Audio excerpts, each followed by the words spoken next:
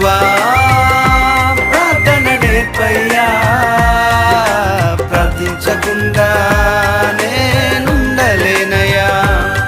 నీ పాదాలు తడపకుండా నా పయనం సాగదయా, నీ పాదాలు తడపకుండా నా పయనం సాగదయా.